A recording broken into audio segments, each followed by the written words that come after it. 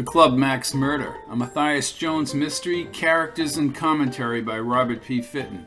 The story opens with Daniels, a man who lives downstairs in a 3-story apartment house. He was hearing noises upstairs and knew that the hooker was employing her trade again. Daniels is a Sherlock Holmes buff and starts speculating about what's going on upstairs. He dons his bathrobe and then starts up the stairs. A little old lady named Mrs. O'Toole looks out of her apartment. She's got her suitcases packed and she's ready to go somewhere and yells out, "Somebody is being murdered!" Daniel says to her, "You and your wild notions, woman." Mrs. O'Toole follows him upstairs. Daniel says that this woman is a lady of the evening, a Club Max hooker. There's music and banging on the floor. Somebody is yelling, "Gina, Gina!" A young man rumbles out like a steer out of the apartment and down the stairs. Down in the back alley, a motorcycle starts, and Daniels immediately calls the police station. He says, "This is Charles B. Daniels. I live at Covington Arms Apartments." There's a big athletic young man who rumbled down the stairs. Mrs. O'Toole says his name was Joe. She can't remember if he had a last name. Mrs. O'Toole then leaves for Arizona. Matthias Jones is a football coach at Hamilton College in Hamilton, New Hampshire. His main football player, Joe Sabota, is missing. He gets a phone call from the wacky campus security guy, Bucky Driscoll, and his sister, Muriel, who have just landed in Florida. Jones hangs up on him. He tells one of his boys at the football practice to go check the dorm and find Joe Sabota. He doesn't want St. Pat's to win the division on the game on Saturday. Leo Crowley and Arnie Dewars move up to Jones. Arnie then starts blabbering about some kid with a motorcycle being held at the Prince William police station for the murder of a hooker in Prince William. A black low-rider approaches Larson Field. Jones looks past the fence as a man with binoculars looks out the window. He looks back as one of his boys rushes back from the dorm. Nobody has seen Joe. Jones doesn't want to use little Larry Resnick at quarterback. Resnick and Sabota hate each other. Resnick is a broadcaster at the campus radio station. Jones is worried about Joe Sabota. Leo Crowley begins rambling about a kid being held for murder. Joe's roommate tells Jones to mind his own business when Jones calls over to the dorm. Arnie again said there was a kid on a motorcycle. Herbert Lane calls Jones and tells him to stay out of this murder investigation. Kip Bosco, the vice cop, corrupt and rather paunchy, says that the situation is completely under control, and for Jones, hit the showers, coachy. Jones speaks to the team, and then Travis Thayer, the English professor and author, moves down to the practice. He reminds Jones there's a meeting in the auditorium tonight, and then he asks Jones if the dream team has turned into a nightmare. Jones asks about Joe Sabota, and Travis tells him that Joe broke up with Little Miss Wonderful, and he was seeing a Prince William girl. Clarence Moody, Joe's roommate, says he knows about Joe and Marlena breaking up. Jones then places a call to Police Chief George Strickland. Strickland has no information. Later on the way home, Jones hears Larry Resnick on the radio. As Larry practically prosecutes Joe Sabota on the air, Jones calls the station and tells Larry to knock it off. The murder was yesterday, 8 p.m., with a knife shoved swiftly into Gina's aorta. Joe was found in Boston, running away from the murder. As Bucky Driscoll again calls long distance, Jones hangs up again. Travis Thayer mentions how Bucky Driscoll had illegally towed his car off campus. Jones finally meets up with George Strickland at the Prince William Police Department. His friend, Officer Crimmins, says that Bosco is the only one available to bring Jones to Joe Sabota's cell. Joe's parents are being flown in from Michigan. There are 2 witnesses that saw Joe leaving the scene of the murder. As Kip Bosco moves up to Jones, he says, "Here's the coach who thinks he's an investigator." Jones wants to know who he should talk to at Club Max. Kip Bosco mentions there's a guy named Daniels who thinks he's a PI like you do. And then there's Mrs. O'Toole, who's on vacation in Arizona, whose Covington Apartments number 17 on the 3rd floor. Joe is in a prisoner jumpsuit. His head is in his hands. Kip Bosco says, "Why don't you go in and listen to his sad story?" Jones says to Kip, "Shut up, Kip." Joe is 6'4", 230 pounds. He explains to Jones that he loved Gina and he's not a murderer. "Gina was a hooker." "You picked up a hooker," said Jones. "It's not that simple," Joe tells him. "He met Gina Quintel at the bar. She said she wanted to talk." When he came back to the apartment, her door was open. She was face down. He lifted her into his arms. A short, gray-haired man in a blue bathrobe and an older woman came up the stairs.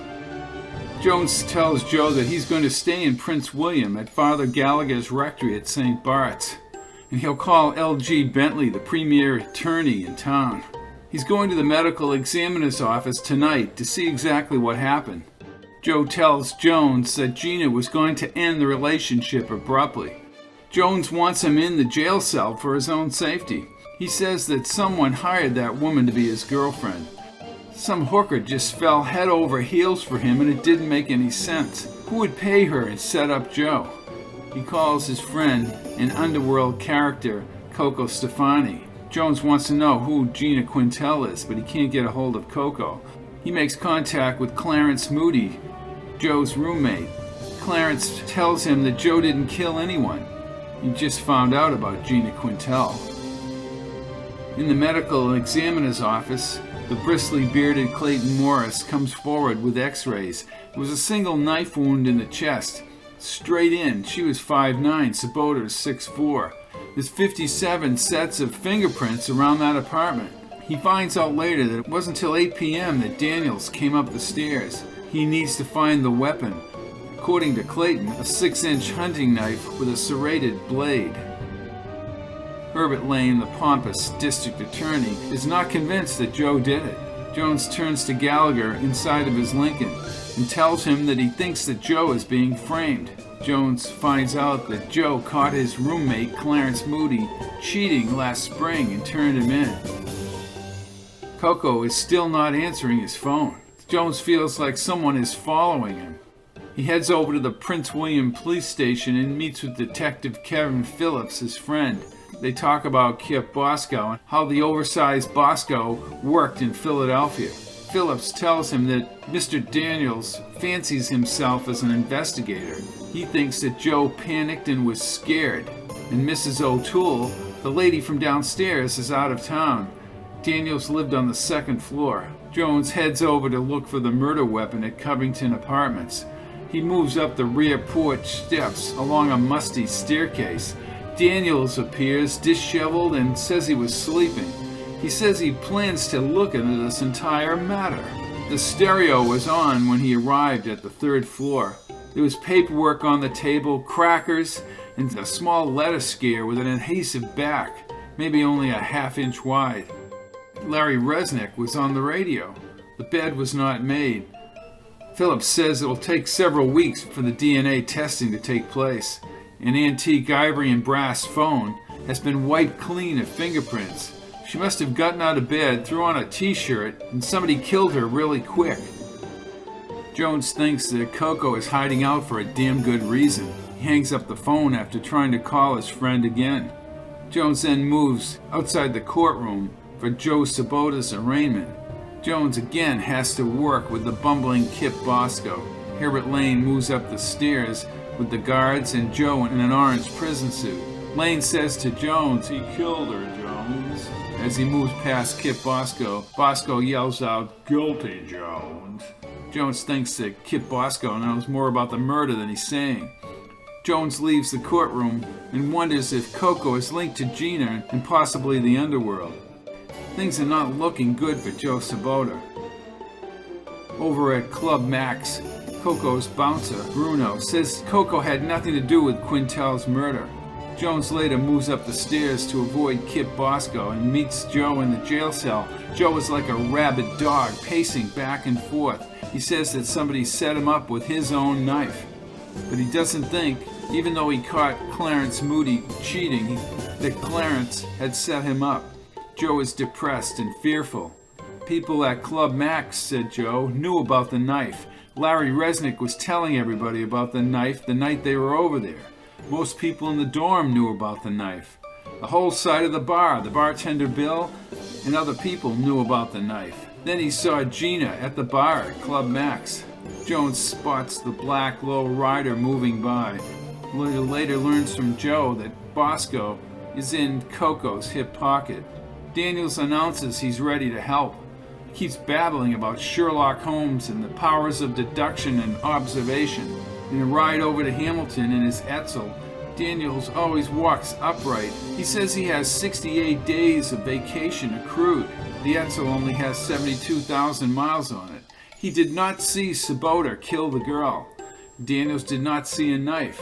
About Sherlock Holmes, he says Holmes and I are old friends. But he does mention that Joe was in there often at Quintel's apartment. Dozens of men went up there. Jones and Daniels are being tailed. Daniels accelerates the Etzel to high speeds. They become airborne as a low rider moves near his bumper. A shot shatters the rear window of the antique Etzel. 2 more bullets puncture the driver's door. Jones calls Strickland and they get the word out on the black low rider. Jones still can't locate Cocoa Stefani. Kip Bosco calls. He says to be at Club Max at 8 o'clock. Back at practice, the weather has turned cold and the team gathers round as Jones tells them that Joe is being held for murder. He's not making any judgment, but the knife rumors are true. Who did it, Larry? He said to Larry Resnick. Jones wants to talk to everyone who was at Club Max after the first game. Was it Larry's idea to go to Club Max? Joe spent that night with Gina Quintel at Covington Apartments. It was very odd that Larry brought up the subject of the knife at Club Max. Jones again warns him to keep this entire incident off the air. Jones downshifts his Jeep into Club Max's parking lot. Daniels has his clipboard and yellow legal pad, and he's constantly quoting Sherlock Holmes. Loud music inside of Club Max muffles Daniels' words. Daniels orders a straight whiskey, taking Jones aback, and calls it the nectar of the gods. Daniels is a ladies' man, which further surprises Jones. Jones talks to Bill, the bartender. Daniels has already been asking questions. Coco ain't here, according to Bill. Bill says that Daniels is a guy who likes to play detective. Jones confronts Bill, but he won't tell him where Coco had gone off to. Kip Bosco arrives at Club Max. Jones is watching a hockey game on a wide TV screen. Bill, the bartender, keeps refilling whiskey glasses for Daniels at the bar. He sits there quoting Sherlock Holmes. Kip Bosco knows that something else is going on. When Jones confronts Daniels, sitting next to a gorgeous woman, Daniels tells him either you've got it or not.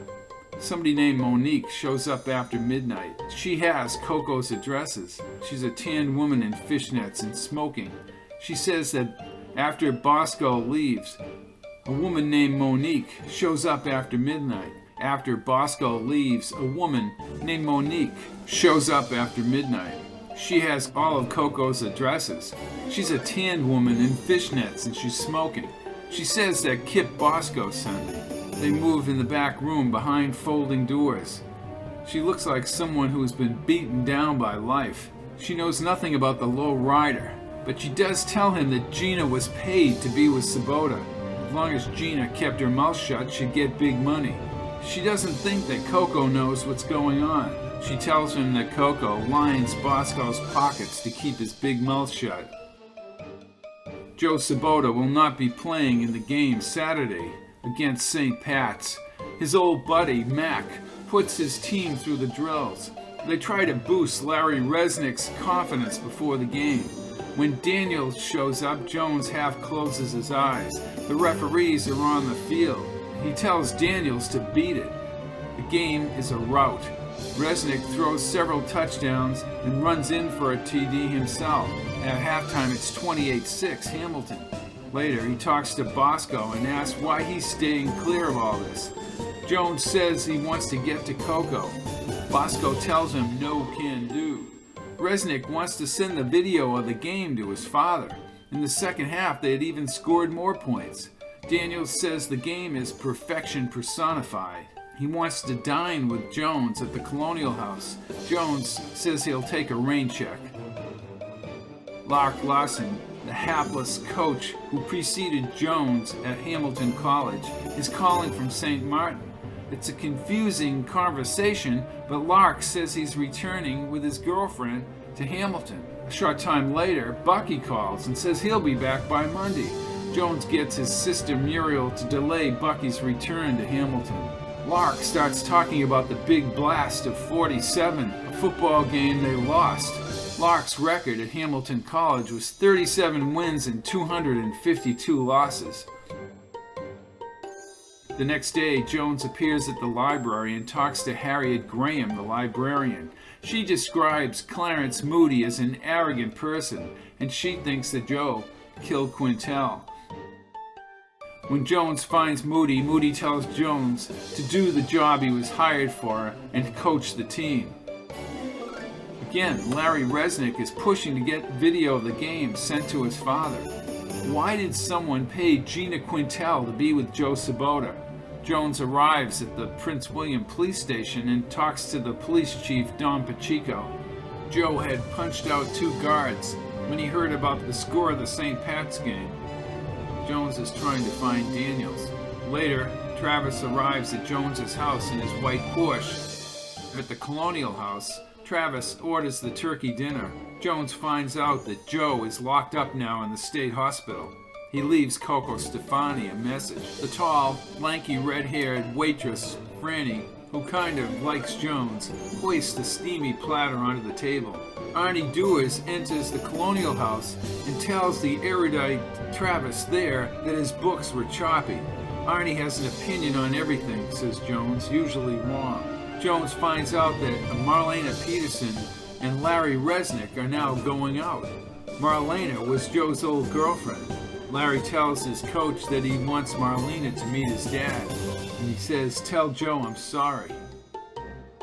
Daniels Etzel edges along the curb. Daniels enters quoting Sherlock Holmes. He says he wants to go over to the state hospital to talk to Joe. He found out his information about Joe at the hospital on a police scanner. Daniels, Travis, and Jones drive over to Prince William to the state hospital. Again, they are being tailed. Daniels loses control of the vehicle at high speed. The low rider flips over and is enveloped in flames. The occupant inside is dead. Fire trucks arrive. The driver of the low rider is a Miguel Alvarez from Prince William, also known as Al. Daniels says to Jones, "Bingo, Jones, bingo." The hooker's boyfriend is dead. They head over to the state hospital. Daniels is wedged between the 2 men as they walk toward the entrance of the hospital. Jones is more and more thinking about Cocoa Stefani being involved in this murder. Kip Bosco is at the door and actually blocks the door. He's eating a hot dog and french fries. Daniels recognizes Bosco, having gone up to Gina Quintel's apartment several times. Inside, they meet Walter Sabota, a steelworker, Joe's father. Daniels is telling too much.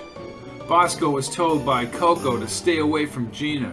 Bosco thinks Coco paid Gina Quintel to be with Joe.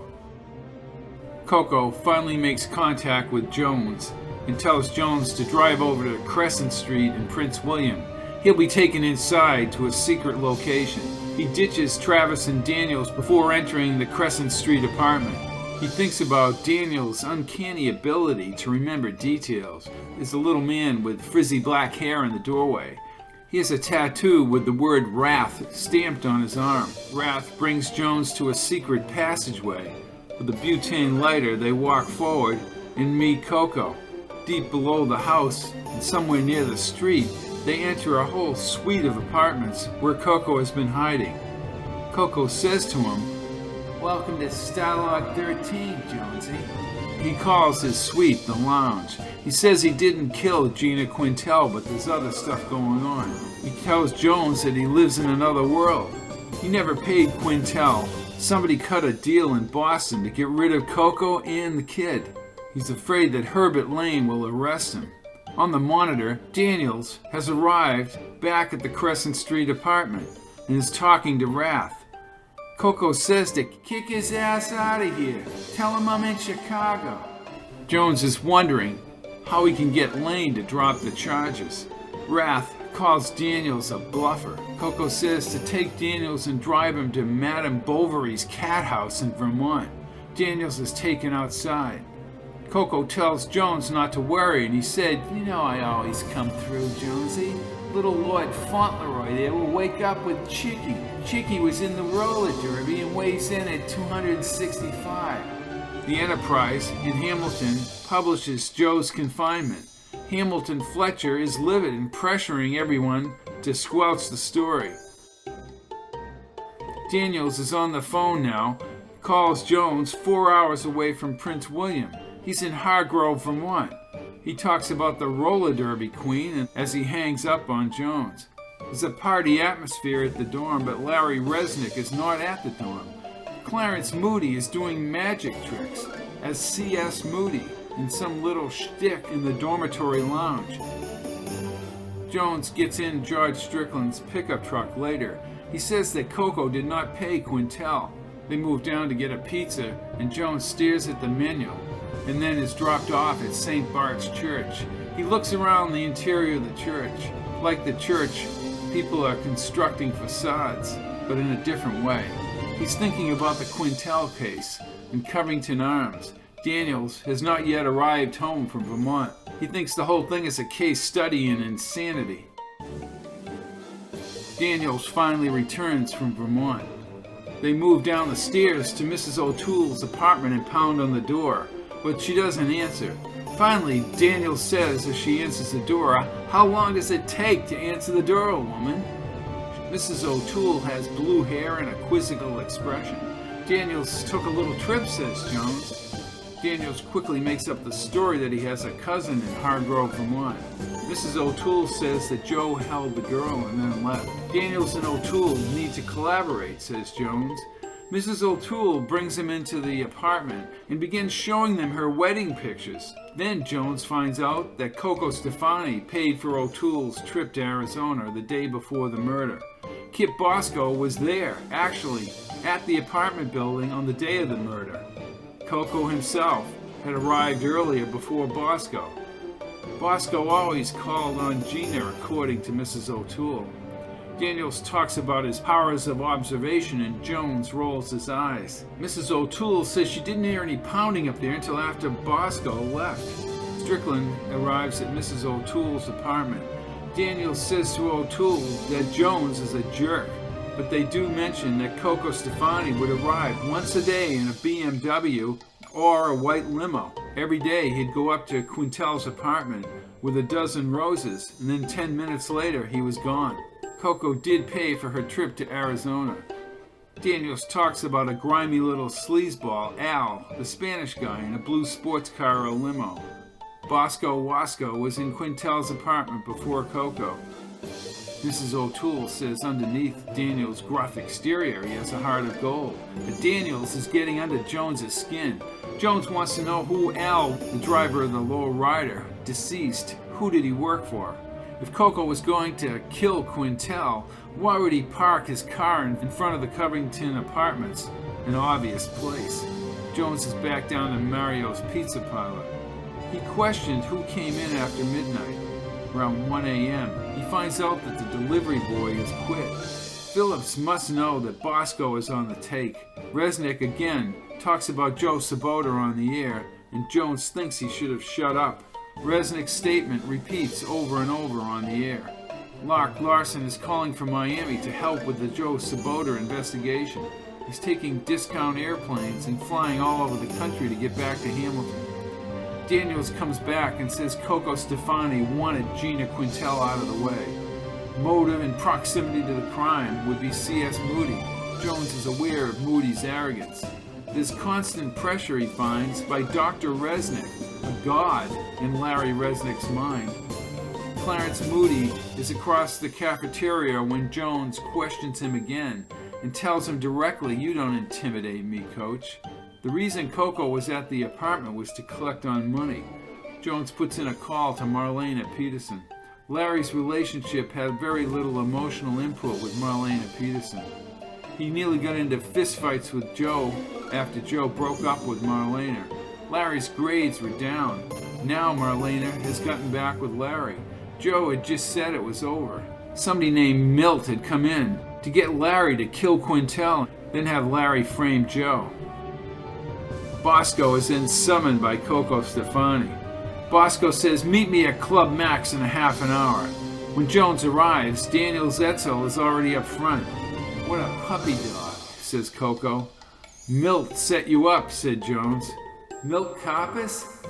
Daniels begins asking questions about Milt Karpus. Coco makes a call back to Vermont and tells them to kidnap Daniels again, this time get rid of his clothes. Milt Karpus was a local boy who went down to work with the mob down in Boston. Milt Karpus just cut across the state line, according to one of Coco's men. He's a fat little punk with delusions at grandeur. Al, they find out, was working for Milt Karpus. The payments went to Gina from Karpus. It was a manila envelope, and she was part of the girls supplied to Herbert Lane and Mayor Picada. Again, Coco says, "Welcome to the real world, Jonesy." Somehow, Coco gets computerized records. Gina did work for Karpus down in Massachusetts. Bosco was trying to hit on her. "Hookers don't have boyfriends," he tells Jones. He's afraid that Phillips will bring him in because of Mrs. O'Toole's testimony about him paying for her Arizona trip. The knife was delivered by Clarence Moody, and he didn't know why. They find a combination lock and Resnick's picture. There are bank records that place Larry Resnick with Gina Quintel. Coco has things on Herbert Lane and tells Jones not to worry. A car with Massachusetts plates pulls into Club Max. Milt Karpus and two huge men with snub-nosed guns drawn move across the parking lot. Jones says he's going to stay with Coco. Coco hands him a gun. He calls Milt Karpus a Prince William punk. Karpus is about to shoot both Jones and Coco when the front wall explodes as a large brown car careens inside. It's Lark Larson, who thought he hit the brake, but he hit the accelerator. In a few minutes, cops and cruisers are all over the place. Jones makes a statement to the police as Travis is on the phone. Joe Sabota is still sedated. Clarence Moody picked the filing cabinet lock. Both Coco and Joe Sabota are still being held. Moody can pick locks. Jones finds this significant. J. Walter Crossman is a high-profile attorney representing Coco. Coco's accountant, Bernie Newman, starts going over the bank ledgers in Jones's Jeep. Jones could be arrested if he knew he had the ledgers and had hand them over to Coco's accountant. Bernie goes over a 360-page account sheet. Karpus is associated with the South End Grill along the water in Boston. They both had purposes in wanting Quintel dead. What they wanted to do was to frame Coco and Sabota. Daniels told Bruno that he figured out Moody had brought the knife over. Karpus gave a check to Moody on the day of the murder for $500. Bernie tells Jones, "You may have saved Coco's ass by getting those reports out here, but who picked up the knife?" Daniels calls on the phone. He's been looking for Clarence Moody by using his powers of deduction. He says Moody is guilty of the murder. Crossman is waiting in the conference room. Daniels says that Coco is going down. Crossman is a balding man with trimmed gray hair. Milt Karpus is running a one-man vengeance attack on Coco. Resnick set up Sabota. Coco has gotten nailed just for making his rounds. Milt Karpus liked being a big man and wrote checks to Clarence Moody. Moody likes spending money. But where is Larry Resnick? He'll be brought in for questioning if they can find him. Jones is ready to see Coco. He meets Daria, an attractive young attorney who hands him a glossy card that says that she works in New York City and can show Jones around when he's down there. Coco wants to know if Jones is making time with his attorney. Jones says, "She invited me to New York." Coco makes it clear, "You saved my ass, Jonesy." By chance, Milt Karpus had met Larry Resnick in a Boston bar, which started the whole plot. Larry Resnick is now on the air. As things close in, gives a full confession. He says that Joe deserved to go down, that Larry should have been the starting quarterback, and Marlena should have been his girl. "That kid is wacky, Jonesy." Clarence Moody is being held hostage now by Resnick in the studio along with Daniels. Daniels keeps quoting Holmes, and Jones says to Daniels, "You have the wrong man, Holmes." Resnick said that logic is only as good as your facts. Marlena Peterson is one of the hostages, and Resnick says he's going to send her to meet her maker. Jones and Strickland try to negotiate. Arnie Dewars arrives on scene and starts mouthing off. As Cocoa draws his gun, Arnie scampers down the stairs. Larry Resnick rubs the blade against Marlena's neck as Daniel keeps quoting Holmes. Moody quotes Houdini and actually levitates himself upward. As attention is diverted away, Strickland kicks in the door and Cocoa fires his gun as Resnick goes down. The smoke from Cocoa's barrel is still evident. Moody had performed a magic trick by supporting his rear leg on a platform with the baggy pants of another pant leg, and says to them, "If you believe, then it's true." In the epilogue, the Fletcher Award for Distinguished Achievement is given out. "What a bunch of muckamucks," says Cocoa, and growls at Arnie, looking at him, and Arnie backs away. Hamilton Fletcher gives a speech for Lark Larson. Clarence Moody moves out with a silver magic tray. Travis has assured Joe that everything will be all right and kept his head above water. Lark Larson begins a speech. Daniels slides over toward Jones and says, "I made an ass out of myself and I'm sorry." He says that Lark had added something to his pasta dinners in the past. Strickland says that Kip Bosco has been reinstated in his position by Don Pacheco. Mrs. O'Toole arrives. Jones spots Bucky Driscoll and rolls his eyes. Bucky at that time says, "Hey, anyone can do magic." He holds the tablecloth to try and pull it off, and the candles and plates go flying. "Oh, whoopsie.